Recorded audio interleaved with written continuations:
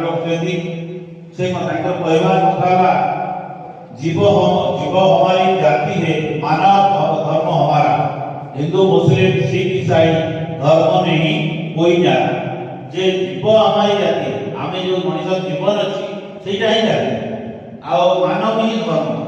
आम मानव मनुष्य ही धर्म आ जाति हिंदू मुस्लिम सिख ईसाई धर्म नहीं कोई जाति सब विभिन्न प्रकार धर्म किसी नहीं मनुष्य हो जाति सेतु संत रामपाल ज्ञान अनुप्राणित होई अनुयायी माने लक्ष लक्ष यूनिट रक्तदान रक्तदान महत्वदान ये जिनसा विभिन्न जगह किसी गरीब झील मान यौतुक दे संत रामपाल विवाह कराई तो कहले आमर दास बाबू जहाँ कहते जे घर भांगी जाते कौन गरीब लोक आपण मैंने भी उपकृत हो पारे।